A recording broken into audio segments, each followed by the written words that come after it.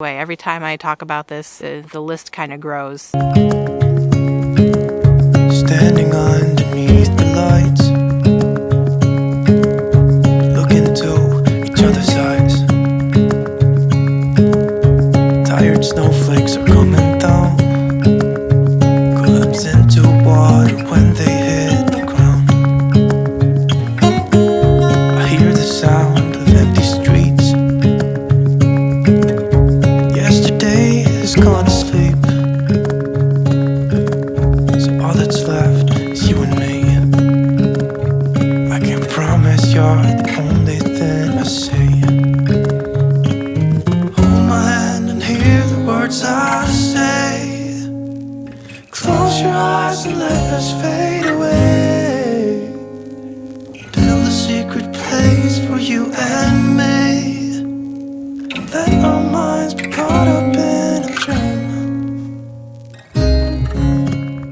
Recently, Heather over at Bare Bottom Acres has issued a challenge. She issued a challenge for people who are building a homestead or who want to build a homestead that gets you to stop and think about how to do that and what your first steps to take are. In particular, for people who are new at this or who can't even quite start yet. Maybe you don't have land, maybe you're even just in an apartment right now, but even still, there are steps that anybody can take towards realizing that dream. You just have to start small. There's always something you can work on, and even if you don't have a lot of time or a lot of space, just choose one thing, or in this case, a series of one things. Heather issued the challenge to grow one, make one, and try one. If you're not familiar with my story yet, welcome to 13 Moons Homestead. My name is Lynette. Definitely want to hit that subscribe button and ring the bell so you get updated every time I upload a new video. In those videos, if you follow along, you'll find out more of my story. How did I get here? Why am I a new homesteader? Homesteading has been my dream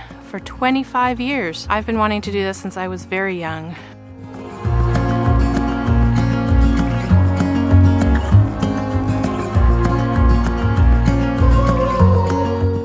So now to get back to Heather's challenge, the first thing is to grow one. This year, everything is going to be new on the growing front.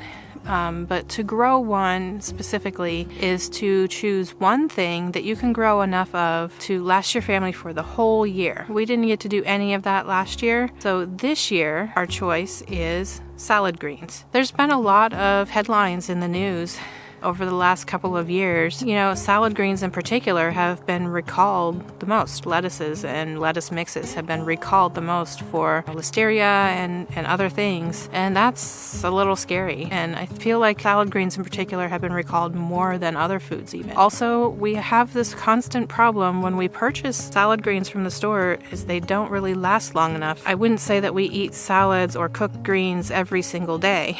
So when you buy, those big containers or large bags, I'm probably not using all of one at one time. And by the time I get back to it, maybe a couple days later, they're getting kind of gross and wilted. I would really like to have fresh greens available when we need them.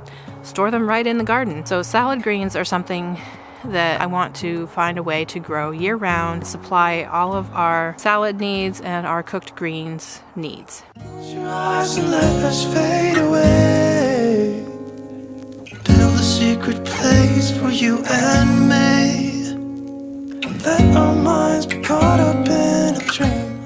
The make one portion of this challenge is to replace one thing that you buy at the store with something that you can make or create. We're actually going to work on this year, something I've been wanting to work on for some time, is to make replacements for as many paper and plastic products as we can. We already have hand knit dishcloths and hand woven kitchen towels. I want to expand that so that we're not buying as many sponges for cleaning and not using as many paper towels for things like drying your hands. I want to create what I've seen called as unpaper towels, which are basically just cloth pieces that are not exactly a napkin, but something you can wipe up spills with, and also just to create some rags from old clothing and such for cleaning and other things that I would use paper towels for normally. We'll still buy paper towels, but I want to save them for like bodily fluid messes, cat and dog messes and things like that really you shouldn't be using cloth for. I'd like to replace some of our plastic use in like plastic wrap and plastic baggies with other solutions for things like storing leftovers. So maybe using more mason jars and glass dishes and creating beeswax wraps and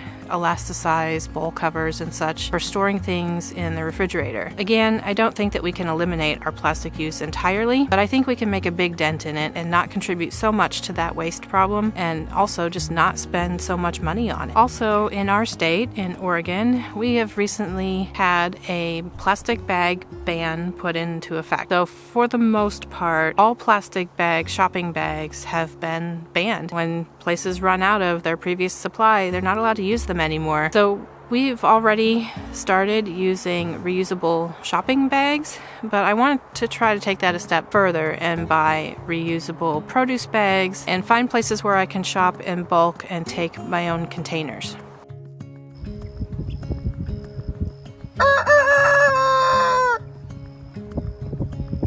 The third portion of this challenge is to try one. Basically, to try something new that you've never tried before. For me, this year, that is livestock. And we're starting with chickens, maybe some other poultry. I keep getting carried away. Every time I talk about this, the list kind of grows. Starting simple doesn't sound so simple after a little while. Chickens are definitely the first thing, though. And it's a big step for me. For a lot of people, chicken sounds like so simple, but I've never had livestock before. We've had pets, quite a variety of pets, but never livestock. So we're having to take care of some infrastructure. We have a barn, but it was not cleaned out and it needs repairs. So we're working on that. We're going to build a coop in one of the stalls in the barn. And then we have to build new infrastructure for that. Nesting boxes, roosts, and get, all the supplies, whatever's going to go on the floor. And, I have to fix the door and a bunch of other things. And then the even bigger thing is fencing outside. We're not going to be able to free range our birds here. We just have too many overhead predators. We have hawks and owls and eagles, not to mention ground-based predators. There's just too many. So we're definitely going to have a fenced-in run, although it can be pretty generous size. And we'll probably have to have some sort of cover, whether it's netting or some sort of a roof or something, over at least a portion of the run for the same reason. Also, I really just don't want chickens walking around and pooping anywhere they want, and I don't want them to be in the way in the driveway. It just makes more sense all the way around to have them contained. But it can be generous containment. But nonetheless, we don't have any existing fencing outside of the stall where the coop is going to be. So we're going to need to install that too. But I'm really excited. I'm probably going to be bringing chickens home very soon.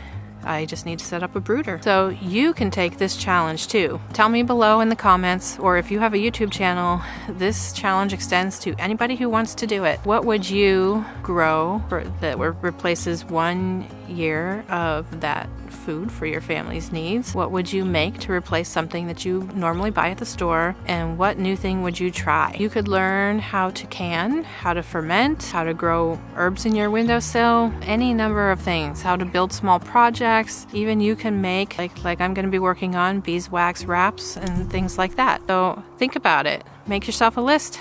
I'd like to hear what you're going to do. That's all I've got for you today. We'll see you on the next video.